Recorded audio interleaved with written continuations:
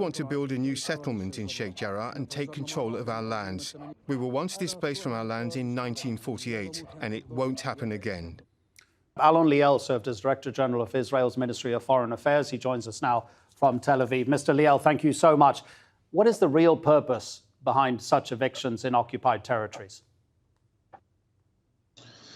You heard that the official claim is that it was built illegally and they need to build a school there. But the real argument is well known that Israel wants less Palestinians in this neighborhood and more Jews in this neighborhood. It is not evicting big numbers, but when it is supported by court that things were done illegally, it is trying to evict families. Just because it's supported by a court decision doesn't necessarily mean, as Mohammed Salia, the owner of that home, says, he's basically saying it's ethnic cleansing. In fact, he said that on social media. He didn't say that in that clip in our report, but he has said it on social media that it's basically ethnic cleansing. Yeah. Look, these pictures are terrible. This eviction was in the middle of the night, and it is not justified.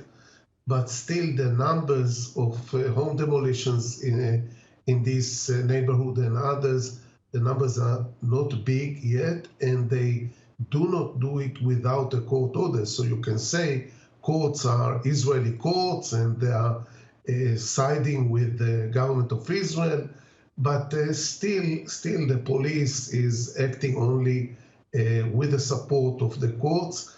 But even if the numbers are small, it should not be done. We have enough space. We are not building enough schools. There is room for schools. And the excuse is a little bit funny. It seems as if the Israeli government doesn't care about breaking international law, as it's been reminded by the European Union. It seems fairly obvious that there isn't really going to be any redress, any sort of retribution, legal retribution for these kinds of actions. Would you agree? No, the Israeli government cares. It is very sensitive and vulnerable for these accusations. You must remember that we have claims against us in the International Criminal Court about settlements, about excessive use of force, about shooting demonstrators on the fence in Gaza. So it is an issue, and Israel is sensitive to it. However, we are much stronger than the Palestinians. The accusations around the globe are mostly by human rights activists, by media, and not by governments. And we don't see meaningful pressure by governments on the Israeli government to stop what it is doing in these neighborhoods. And until it will be governments, the Israelis can stand this kind of pressure if it's only media and civil society.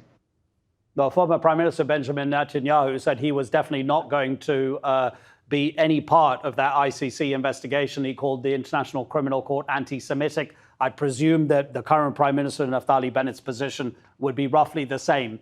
But don't you think that there's a serious danger of what's happening in the occupied territories and these evictions, which were kind of the spark for last year's conflict between Hamas in Gaza and Israel, for the same thing to happen again because of what's happening in Sheikh Jarrah? Look, on the overall picture, Palestinians know, whether it's in Gaza or in the West Bank, that Israel is by far stronger militarily, and each type of violence, if it's missiles or if it's stabbings, will be met by Israeli force. And usually in the past, they did not achieve a lot. The issue of East Jerusalem is especially sensitive because of religious elements, and we have seen that these events in the neighborhoods in East Jerusalem can be very explosive in the whole Muslim world. So Israel, I think, is making a big mistake by, even if it's kind of justified or so-called justified legally, it's a big mistake politically to act in such a manner in a sensitive area as East Jerusalem. Alon Liel, thank you so much indeed for your time. Thanks for being on the NewsHour.